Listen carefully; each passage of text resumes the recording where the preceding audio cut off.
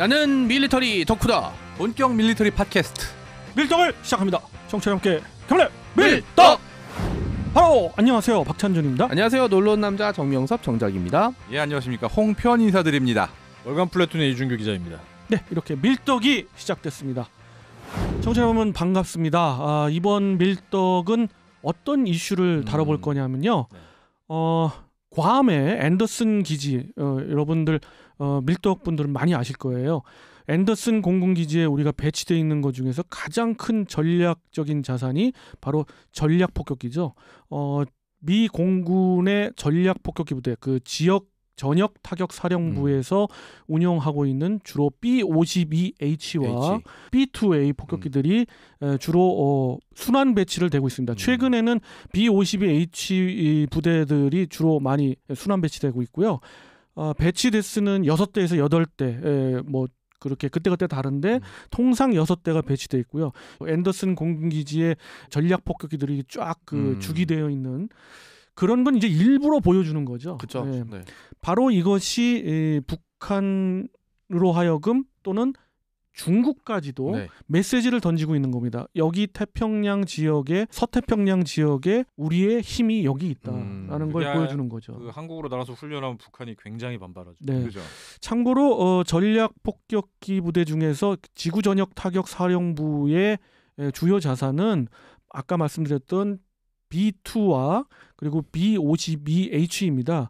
이 기체들 중에서 부대 순으로는 부대별로 보면은 폭격 대대가 B-52H는 5개 대대가 있고요. B-2A는 당연히 뭐 숫자가 적으니까 1개 대대가 운영되고 있습니다.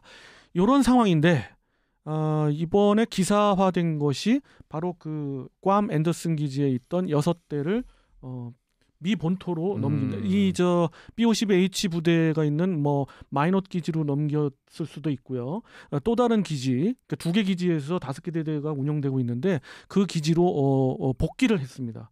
그것이 의미하는 바가 무엇이며 우리는 또 여기서 어떤 시사점이 있는지를 한번 논의해 보도록 하는 시간을 갖겠습니다. 우선 홍 필장님, 이번 건에 대해서 어떤 의견이세요? 좀 감론을박이 있는 게 첫 번째가 과연 이게 계획된 거였냐 아니냐에 대해서 좀 말이 있어요. 미 공군 발표는 이게 원래 기계획된 거다. 갑자기 빼는 게 아니다. 한국 국방부도 그렇게 얘기했습니다. 이게 원래 작년 가을부터 9월부터 준비됐던 거고, 그렇죠. 그 갑자기 뺀 게 아니다라는 그런 발표가 있었죠. 뺀 명분은 뭔가요? B-52H의 일단 그 항전 장비들이 계속 순환돼서 교체가 됩니다. 그 B-52H가 현재 75대 정도, 뭐 주방위군 또 현역은 물론이고 주방위군도 있는데 폭격기들의 그 항전 장비들이 거의 다 교체가 됐지만 그 단계적으로 교체가 되거든요. 표면적인 이유인데 저는 홍 편집장님이 다른 의견도 있는 것 같아서 사실 개인적으로는 그게 그렇게 큰 의미를 부여할 필요가 있나 싶긴 한 게 현실적으로 괌에 미국 폭격기가 주둔한 게 실질적으로 어떤 미국의 특히나 북한에 대한 선제 공격에는 거의 영향이 없어요, 사실은. 그렇죠. 왜냐하면은 애당초 미국 본토에 있는 B2로 제일 먼저 그러니까 첫날 타격은 그걸로 할 텐데. 그렇습니다. 그거는 쉽게 해서 괌에 있고 없고가 전혀 의미가 없어요. 그렇죠. 왜냐하면 그냥 미국 본토에서 반나절 가가지고 폭탄 떨고 출근했다가 퇴근하는 식이기 때문에. 실제로 아프가니스탄에서도 그렇게 운영했죠. 그렇죠. 그리고 또 폭격기도 폭격기지만 애당초 순항 미사일이 엄청나게 중요한 역할을 하는 시대고 그러다 보니까 미 해군 함정 이론상으로는 미 해군 함정 뭘 해도 타격 전력이 될 수가 있는 거고 거기에 더해 가지고 이미 주한미군과 주일미군이 다수의 공군기를 지상에 주둔시키고 있기 때문에 과연 폭격기가 상징적인 어떤 의미는 있을지 몰라도 현실적으로 정말 이게 있고 없고가 큰 어떤 북한에 대한 위협이 되냐 아니냐를 이게 논할 수 있냐는 좀 별개 문제라고 봐요, 저는. 사실 지금 북한의 가장 큰 위협은 트럼프 자체 아니겠습니까? 그래서 예측이 안 되죠. 그렇죠. 네. 게다가 막 표백제 소독제 주입하라고 그러지 막 무서워 이거. 그렇습니다. 근데 조금은 저는 좀 달리 보고 있는 게 우선 일단 미국 쪽의 발표나 우리 쪽의 발표가 뭐 기계획돼 있다고 좀 강조를 하는 거에서 좀 퀘션 마크가 오히려. 있고요. 예. 이것이 어떤 혹자들은 또 이런 얘기도 합니다. 뭐 지금 현재 방위비 협상을 하고 있는데 그거에 대한 어떤 그 밀고 당기기 시가 아니냐. 네. 사실상 그거 카드일 가능성도 배제할 수가 없는 게요. 사실은 괌 앤더슨 기지의 6대 8대는 순환 배치로 한 번도 끊긴 적은 없어요. 그쵸. 2004년에 항시 계속 있었죠. 예, 이것이 뭐 가끔가다 그래왔다 그러면 뭐 말이 되는데 그래 본 적은 없거든요. 그렇죠. 그리고 뭐 전략적인 부분은 우리 홍 편집장님 의견에 뭐 100% 동의하고 그 부분에 대해서는 여러 가지 다른 타격 자산이 있기 때문에 대체가 가능하지만 그럼에도 불구하고 이것을 갑자기 뺐다는 건 이게 다른 좀 의도가 있지 않는가. 하긴 말씀하신 대로 정말 그냥 업그레이드에 빼는 거였으면은 다른 그전에 대체 기체는 기체가 들어왔을 거라고 봐야 되는데 그게 아닌 건 확실히 일리가 있습니다. 그럼 방위벽상이 미국의 의도대로 안 간다는 뜻이네요. 그건 뭐 나쁘지 않네요. 네. 아 근데 사실 의도대로 가면 그게 말이 안 되는 게 그쵸. 뭐 10% 20%도 아니고 그걸 뭐 5배, 4배, 5배를 제가 내는 게 거듭 말이 안 되는 말씀드리지만 얘기거든요, 뭐 5배를 달라고 해서 줄 수는 있지만 그럼 뭐 작전권 우리한테 달래니까. 그래서 주한미군도 글쎄요. 한번 전방에 배치해보고 그 미군 부대를 가지고 우리가 한번 그 지금 북한을 떠볼 수 있잖아요. 네, 그럼 뭐 어떻게 할 거야? 그렇습니다. 우리 또 이 기자님은 또 어떤 또 의미를 부여하시나요? 일단 저는 트럼프 대통령의 그 정책 관련해서도 좀 그 관련이 크게 있다고 보는데요.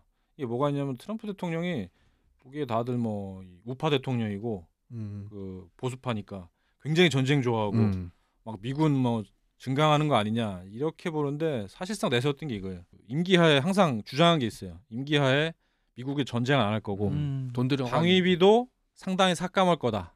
그거 외에도 행정부가 쓰고 있는 여러 경비를 절감을 할 거다. 그러니까 우파나 좌파가 아니라 그냥 돈파네요. 네. 네. 뭐 그 돈 아껴서 잘 돈 그 아껴서. 퇴임할 때 쌓아갈 건지 네. 뭔지 모르겠는데 하여간 그걸 굉장히 주장을 해왔고 지금 실제로도 뭐 육군이나 이런 거 보고 있으면 육군 뭐 공군 해군 다 보고 있으면은 그런 식으로 이 살빼기가 꽤 지금 진행이 되고 있어요. 사실 그거는 어떻게 보면 미군의 전체적인 트렌드가 이제 그 인력을 감축하고 최첨단으로 나갔다고 하니까 그 부분은 맞을 수가 있을 것 같은데 저는 궁금한 게 그럼 지금 방위비 협상이라든지 이런 게 우리나라만 트러블이 생기는 건가요? 아니면 아니 뭐 미국이 일본이라든가 지금 여러 나라한테 다 쑤셔놨죠. 지금 우리나라 방위비 같은 경우 엄밀히 따지면 우리나라는 우리나라만 한다기보다도 우리나라를 시범 케이스로 그렇죠. 다른 나라들도 한번 때리겠다라는 이런 그게 크다고들 우리가 하더라고요. 일본도 지금 인상폭이 상당해가지고 지금 5배 정도 되나요? 네, 우리나라보다 더 하지 않을까요? 금액으로 보면은 한국보다 더 많이 뜯어가는. 일본은 그렇게 액수는 가져가고 비율적으로는 조금 뭐 우리 쪽도 좀 굉장히 심한데 하여튼 우리가 시범 케이스로 인해서 뭐 일본과 독일 계속 이어가려는 그런 전략은 맞습니다. 네. 그러면은 예. 만약에 그 이제 얘기가 좀 달라지는데 그 협상이 잘 안 돼서 계속 막 끌고 가면 문제가 있나요? 주한미군이 철수하거나 뭐 이런 쪽으로? 저는 그래도 늘 주장했지만 문제 없고 이번 경우는 우리도 물러설 수는 없다고 그럼요. 보거든요. 네. 개인적으로 궁금한 게 있는데 네. 그럼 차라리 그 전략 폭격기를 우리나라가 사서 운영하는 건 좀 어때요? 솔직히 그거는 의미가 없어요. 의미도 없고요. 그거는 그 의미가 없어요. 운영할 거는, 어떤 네. 여러 가지 문제가 있어요. 그 전략 폭격기가 그냥 단순한 게 아니거든요. 네. 참고로 말씀드리면 전략 폭격기를 운영하는 기지가 뭐 아무 기지에서나 운영할 수 있을 수가 없어요. 어떤 그거에 대한 그 경납 시설도 따로 있어야 되고요. 특히 B2는 더 특별한 그죠. 시설이 있어야 네. 됩니다. 그래서 B2의 운영 기지는 몇 개 안 돼요. 그 어떤 특별한- 인도양에 있는 디에고 가르시아 기지에 예. 있는 경납 시설과 유지 보수를 할 수 있는 운영 시설, 또 핵탄두를 장착해서 운영할 수 있는 시설 여러 가지 문제가 있거든요. 한 10가지의 문제가 있는데 그래서 디에고 가르시아나 괌에 있는 앤더슨이나 아니면 미 본토에 있는 기지들이 그런 전략 폭격 기지들이 운영할 수 있기 때문에 그것을 갖추기 위해서는 상당한 시간과 오랜 투자가 필요하다는 거지 우리가 뭐 못한다는 의미는 아니고 또 하나의 의미는 그걸 해서 해본들 전략적으로 우리가 득을 취할 수 있는 건 별로 없죠. 없거든요. 왜냐면은 전략 폭격이라는 문제가 핵이랑 연관을 안 시킬 수가 없거든요. 왜냐면 지금 그냥 가서 폭격을 하느니 얘기한 대로 순항 미사일이나 웬만한 전투기의 폭장량이 훨씬 좋아요. 근데 그죠. 이제 폭격기는 사실 덩치도 크고 속도도 느리기 때문에 북한 방공망 같은 데는 좀 위험할 수도 있고 그다음에 핵무기가 없으면 그렇습니다. 쓸모가 예, 없죠. 참고로 지금 사고 싶어서 살 기체가 없어요. 네. 지금 쉽게 얘기해서 우리가 지금 러시아에서 폭격을 할 수 있는 게 아니고 네. 미국조차 이제 폭격기를 현재 생산을 안 하고 있어요. 그렇다고 지금 미국한테 중고를 팔라. 지금 미국도 자기네 쓸 게 모자라서 지금 한 대라도 아끼고 있는 판인데 중고도 안 팔 거고 네. 쉽게 사고 싶어도 매물이 없습니다. 백파이어 탐나던데. 자, 이렇게 해서 전략 폭격기에 대해서 한번 이야기를 나누어 봤습니다. 맞습니다. 예.